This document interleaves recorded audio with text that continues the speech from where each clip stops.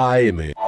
En Aire de Santa Fe Radio 91.1, los reportajes imprescindibles de la gran radio de Santa Fe. A las 8:31, hace un ratito hablábamos con vos, Juanma, con Bata también, con alguien que utilizaba la inteligencia artificial a su favor, en este caso para facilitar su tarea y poder, no solamente facilitar su tarea, sino dejar heredar su información a sus hijos, a sus herederos, en cuanto a lo que realiza en el campo. Para eso hay una utilización de la inteligencia artificial y esa inteligencia artificial consume energía. Vamos a hablar ahora con Diego Rubí. Él es investigador del CONICET, responsable del Laboratorio de Ablación Láser del Instituto de Nanociencia y Nanotecnología científico de nuestro país, para hablar de lo que va a ser la participación de nuestro país, de Argentina, en un proyecto a nivel europeo sobre dispositivos inteligentes inspirados en el cerebro. Bueno, un poquito de lo que hablábamos hoy también en esta otra entrevista. Así que le vamos a dar la bienvenida. Diego, ¿cómo estás? Muy buen día. Te saludan Jorge, Juan Manuel, Celina, ¿todo bien? Hola, buen día, ¿cómo están? Muchas gracias por la invitación. Por favor, bienvenido y gracias por comunicarte con nosotros. Te decíamos, hace un ratito hablábamos con alguien que utilizaba la inteligencia artificial a su beneficio y el beneficio de la familia para el trabajo también, y le decíamos y le preguntábamos cómo era todo el proceso de poder trabajarlo. Bueno, si ustedes están trabajando en la otra parte, en lo necesario para poder confluir con la inteligencia artificial. Contanos un poco de qué se trata este proyecto que está realizando Argentina o que va a poner en proceso también. Sí, claro. Bueno, la idea del proyecto es desarrollar nuevo hardware para procesamiento más eficiente energéticamente de inteligencia artificial. Ustedes saben, probablemente todos lo han utilizado alguna vez, la inteligencia artificial que se ha venido desarrollando en los últimos años, en las últimas décadas, básicamente es software, programas que corren sobre computadoras que pueden ser más potentes, menos potentes, pero tienen una característica común con las computadoras que conocemos desde siempre, y es que tienen una arquitectura que se llama de von Neumann, donde el procesador, el CPU y la memoria, que es donde se almacena la información, están físicamente separados. Entonces, para que la computadora funcione y estos algoritmos corran, es necesario un flujo constante de información entre el procesador y la memoria, que están separados, y eso tiene asociado cierto consumo de tiempo, obviamente, pero sobre todo tiene asociado un consumo de energía. Algunas estimaciones dicen que ese consumo de energía puede ser responsable de hasta el 30-35% del consumo total de la computadora, solo en transferir los datos entre memoria y CPU. Hemos convivido con esto desde siempre y no era un problema grave hasta que empezaron a aparecer estos algoritmos de inteligencia artificial que son muy demandantes computacionalmente, que usan enormes cantidades de datos, datasets. Entonces, el consumo de energía empieza a aumentar exponencialmente. Además, el uso de estos algoritmos también está aumentando de una manera vertiginosa, con lo cual hay muchos colegas que dicen que desde el punto de vista del consumo energético, este paradigma de correr algoritmos sobre computadoras con esta arquitectura de von Neumann no es sostenible desde el punto de vista energético. O sea, no va a haber energía que alcance al ritmo que todo esto está creciendo. Entonces, se está pensando en un nuevo tipo de computadoras con una arquitectura radicalmente distinta. Hay varias opciones sobre la mesa y una de ellas, probablemente una de las más prometedoras, es lo que se llama el cómputo neuromórfico. Básicamente ustedes saben que el cerebro está compuesto por neuronas que a su vez están interconectadas entre sí por sinapsis, y el cerebro, en particular en las sinapsis, tiene asociada la capacidad de aprender, de adaptarse y también de memorizar. Eso pasa en la sinapsis, básicamente. Entonces, la idea del cómputo neuromórfico es replicar de alguna forma en dispositivos de estado sólido y en hardware algunas de las propiedades que tiene el cerebro. El cerebro es particularmente eficiente en tareas complejas. Por ejemplo, todos somos capaces de ver, reconocer un animal cuando lo vemos y saber qué animal es.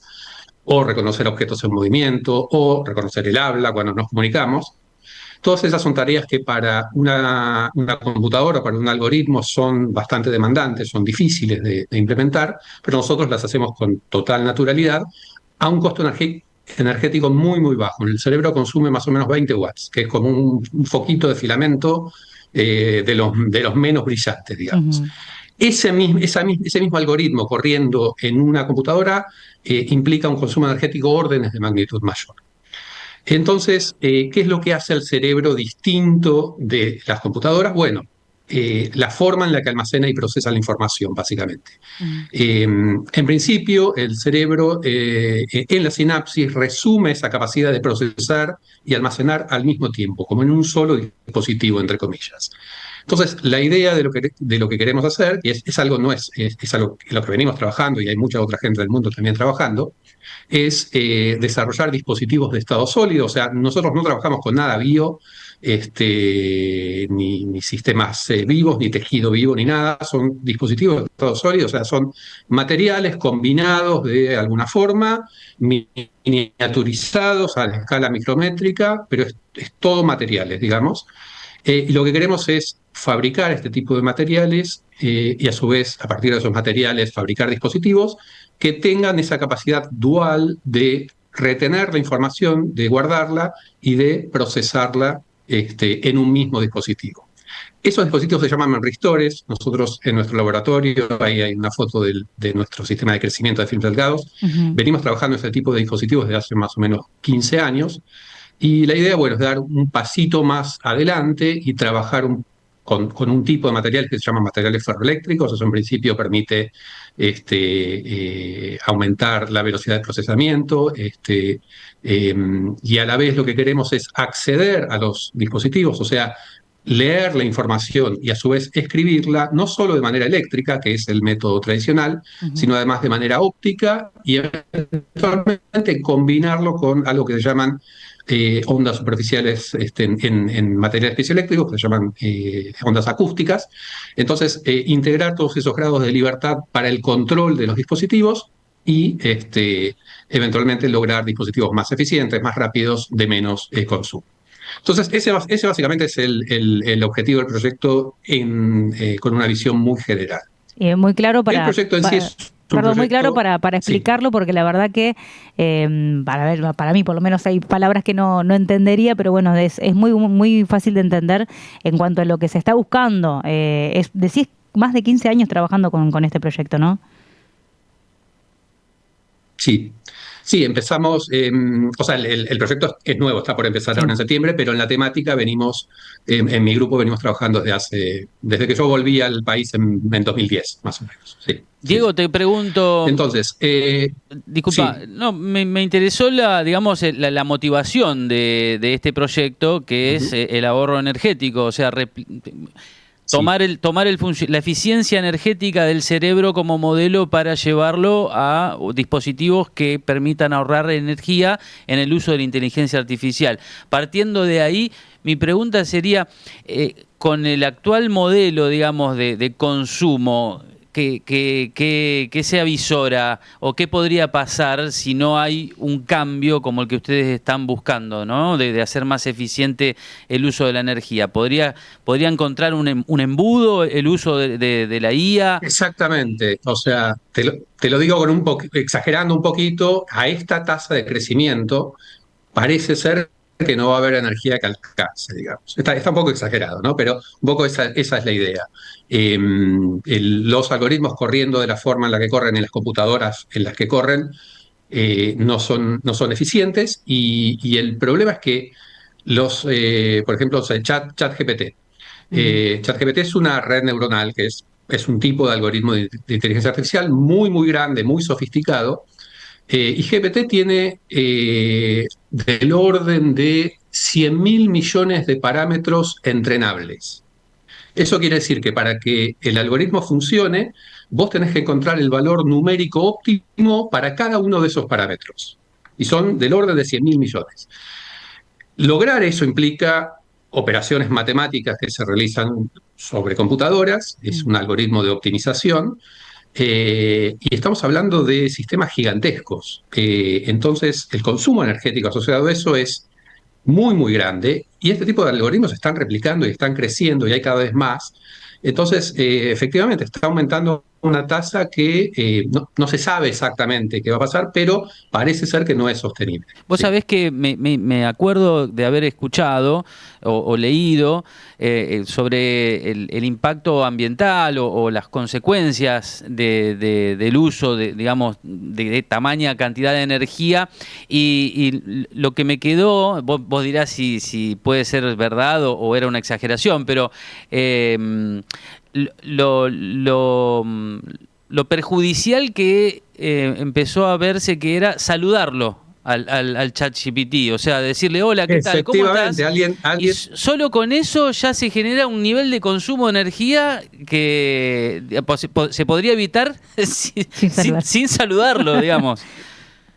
Sí, yo también leí la noticia en su momento. Efectivamente, alguien se tomó el trabajo de calcular cuánta energía y cuánta agua hay involucrados. Ujú, Agua para refrigerar, obviamente, los servidores, ¿no? Hay involucrados en esa pavada inicial de saludar a la IA cuando te conectas, digamos. ujú. Sí, y era un número significativo. Sí, sí, sí. Bien. Diego, bueno, es como decías vos, es un proyecto nuevo que se financia a través de Europa, ¿no es cierto? ¿Cómo es este proceso también y qué sigue por delante? Sí. Bueno, el proyecto es financiado por la Comisión Europea. Es una de las líneas de financiación que se llama Horizon Europe, y dentro de ese paraguas, que hay muchas líneas distintas, nuestro proyecto está asociado al programa que se llama Staff Exchanges. Básicamente, lo que presentamos, uno no se presenta solo a ese tipo de financiamiento, lo que hay que armar es un consorcio internacional con ciertas reglas. Entonces, el consorcio que presentamos involucra a la Universidad de Groningen en Países Bajos, que hace la coordinación general, involucra al Politécnico de Milano en Italia, al Instituto C2N, que es un instituto de nanociencia y nanotecnología muy, muy grande y muy importante que está en las afueras de París, en Francia. Hay una empresa holandesa, también Deep Tech, que se llama IMChip, y después estamos nosotros bajo el paraguas de CONICET, participando como lo que se llama organización de tercer país, digamos. Pero bueno, eso es una categoría legal dentro del proyecto. Entonces, lo que uno presenta es un proyecto que lo va a llevar adelante el consorcio. El proyecto fue aprobado para financiación. La financiación otorgada es 1.200.000 euros. Fue aprobado, para muchísima sorpresa nuestra, o mía en particular, fue aprobado con 98 puntos sobre 100 posibles, lo cual es un puntaje muy, muy alto.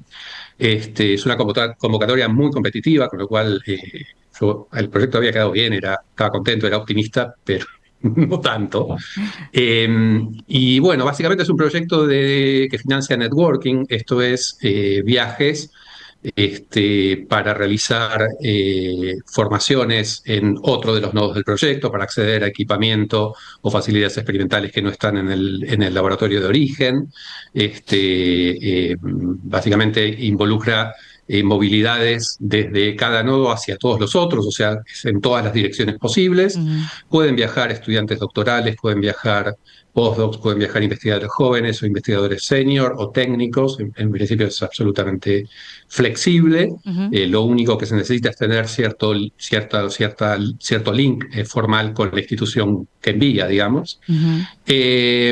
Y bueno, entonces sí, la idea es a partir de septiembre y por 4 años Ujú. empezar a trabajar en este tipo de temática, viajar, hacer estancia fuera, recibir gente de los otros socios. Así que bueno, esa es un poco la idea. Bien. Nosotros tuvimos antes, entre 2020 y 2025, un proyecto similar, ahora cambió el nombre, pero era básicamente la misma convocatoria, Ajá. y fue una experiencia realmente fabulosa, para nosotros, que estamos en un país periférico, en una situación ahora de muchísima falta de financiamiento, una situación de crisis total. Acceder a este tipo de financiamiento realmente es un cambio en las posibilidades cualitativas. Así que, Me hiciste la bueno, esa es un respuesta poco la de idea. la pregunta que iba a hacerte, de con qué era para, digamos, emocionalmente para la Argentina, ¿no? Vos nos decías que vos te sorprendiste en cuanto al porcentaje de aprobación, pero más allá de tu persona, ¿cómo es para la comunidad científica argentina recibir este tipo de aceptación de proyectos y de propuesta, ¿no? Sí, el proyecto, pensá que tiene, lo que está pautado son 240 meses persona de viajes, de los cuales más o menos la mitad nos corresponde a CONICET. Entonces, eso implica que va a haber decenas de personas Ujú. de distintas instituciones argentinas. O sea, la coordinación la hacemos nosotros, pero hay otras instituciones argentinas involucradas, por ejemplo, en particular la Facultad de Ciencias Exactas de la Universidad de Buenos Aires. Hay un grupo que hace óptica ultra rápida que participan directamente, por ejemplo. Entonces, efectivamente, esto derrama en que decenas de personas van a tener la posibilidad de viajar a lugares en el exterior, a laboratorios en el exterior de primer nivel internacional, aprender técnicas, relacionarse con la gente, nada, tiene un impacto realmente muy importante en muchas personas, digamos. Bien. A mí me Entonces, gana la ansiedad, Diego.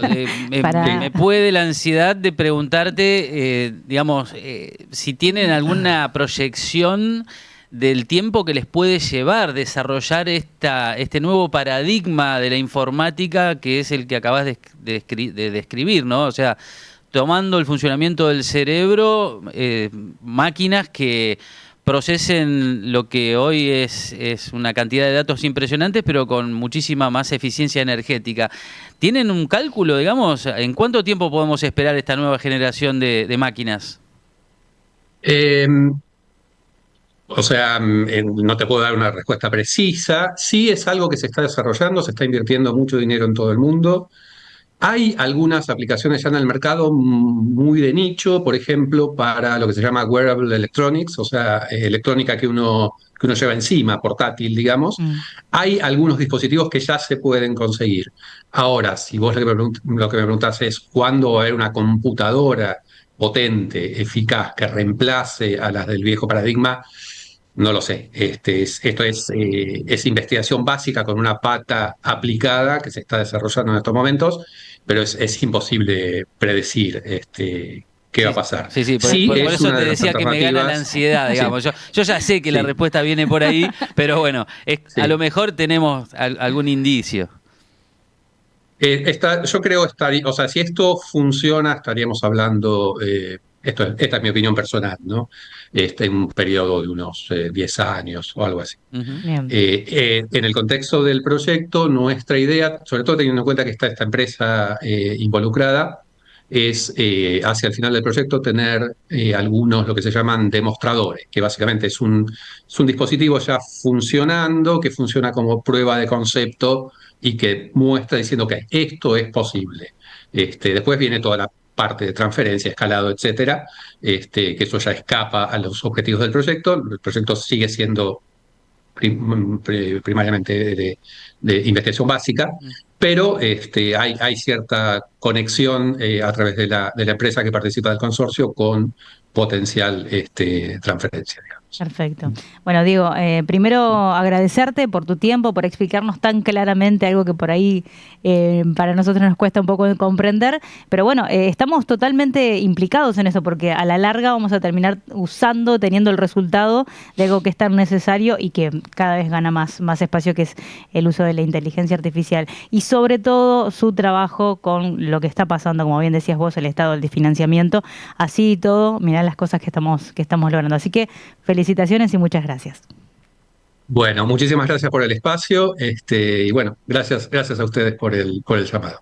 Gracias, hasta Muchas luego. gracias. Éxitos. Bueno, Hasta luego. ahí estaba con nosotros Diego Rubí, investigador del CONICET nuestro, argentino, que está siendo responsable de este proyecto, de este trabajo que se va a llevar a cabo de aquí en adelante desde el mes de septiembre, pero bueno. 10, tranquilo, Juan Manuel, 10 años. Muy interesante, Sí, muy la verdad que sí. bueno. La verdad que qué cambio de paradigma y bueno, cuánto podríamos haber seguido charlando con Diego, por ejemplo, sobre, el balance de poder que se puede empezar a modificar en cuanto a la informática en el mundo?